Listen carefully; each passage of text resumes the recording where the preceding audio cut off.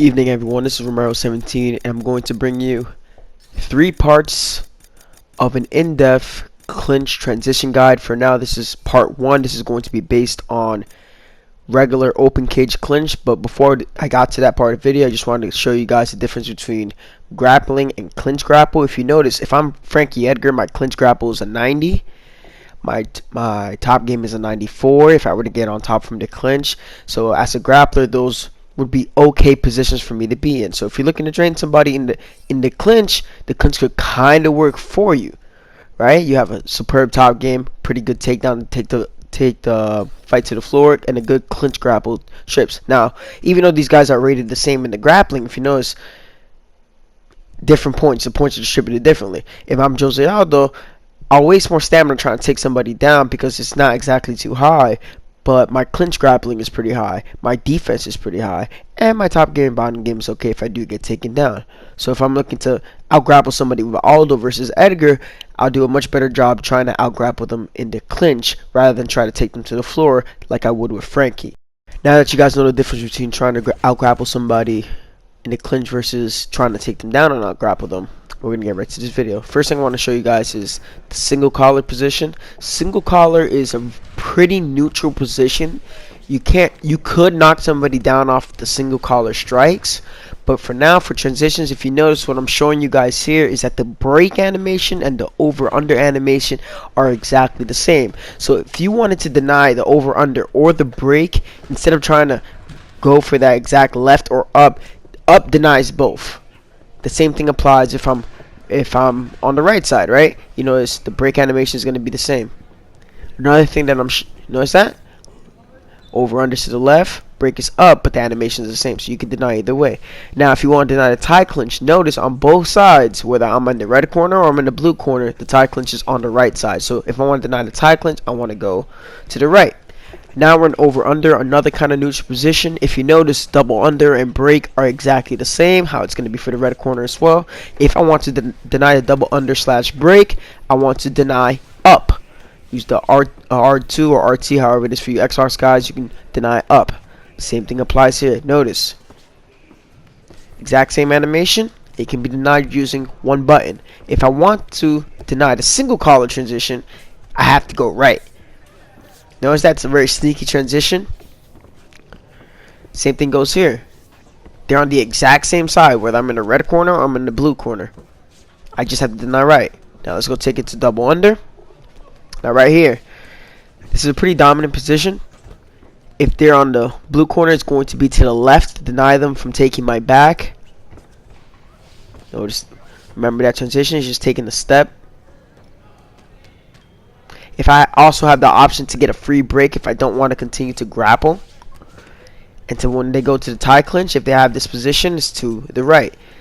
If they're trying to take you into tie clinch, you can just deny right. Now if you're the offensive person in the double under, notice that the break animation and the left over under animation are exactly the same thing. So what does that mean? You guessed it. You just have to deny up to deny either one. So the safer transition would be the transition to the right. They would have transition right. If they're trying to just go up all the time and try and block you that way, they'll miss that transition. Just going to show you. Notice that even though I'm in the red corner, right, the back clinch denial is exactly the same as it was for Frankie when he was in the dominant double under position.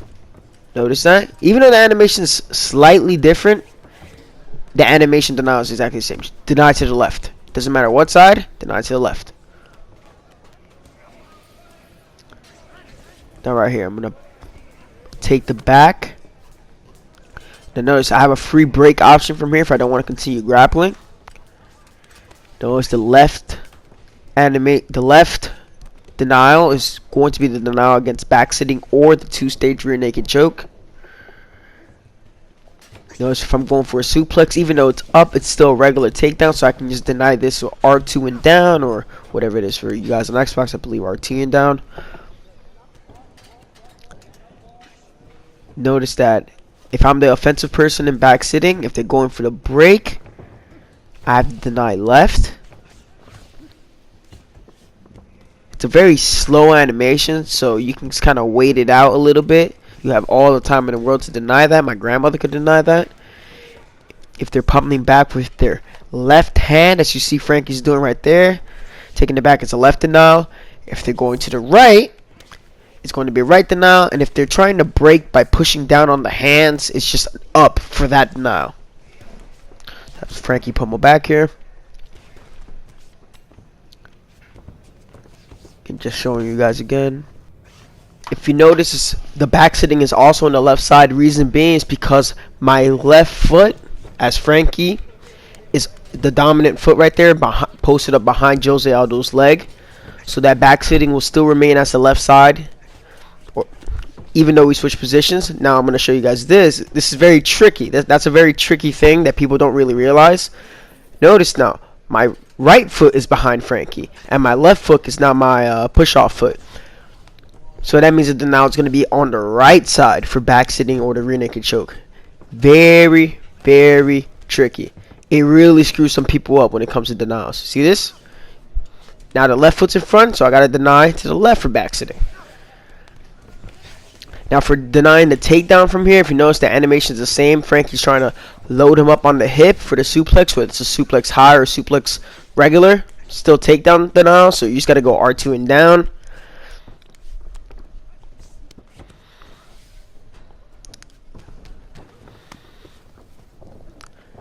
Aldo doesn't has the rear naked choke as we discussed earlier.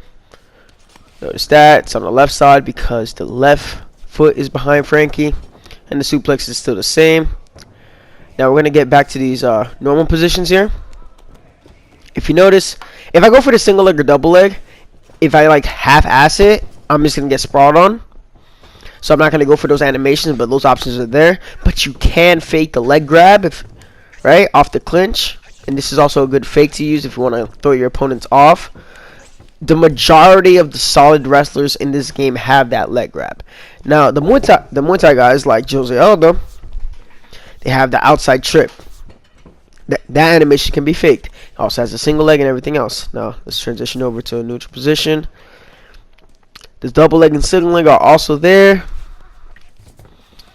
but they can't be faked, whereas the hip tosses and the judo throws can be faked, but for as long as the animation is active is the window for it to be denied. Just letting you know that about fakes.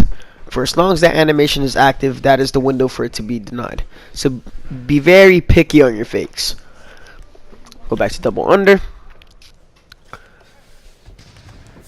This is really going to be the only takedown you have to worry about from here. The body lock. Because the single leg and the double leg are really easy to deny unless you do like a whole camera switch up on you, which I'll explain it in the next video. Don't worry.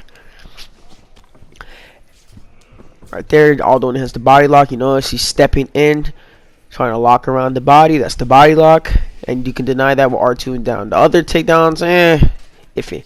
Here, Aldo has an outside trip, so he can trip from here. I don't think Frankie has anything like that. I think he does have an outside trip as well, so I don't have to really waste time to try to show that.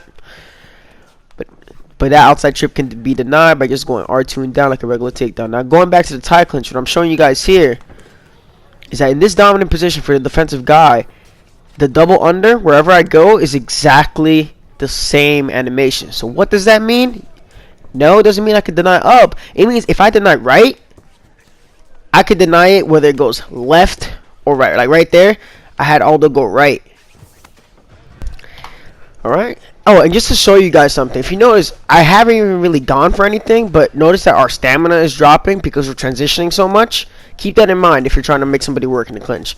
Now, notice the same thing applies here. If I'm Edgar, whether I'm going left double under or right double under, it can be denied, whether left or right. So the animation is the same. If I'm Jose Aldo, I want to deny does left or right if my opponent is going to try to transition to double under, if you're not worried about strikes and whatnot. Now I'll teach you guys how to deny from the dominant tie clinch position on this side. Say if you're the blue side with Frankie.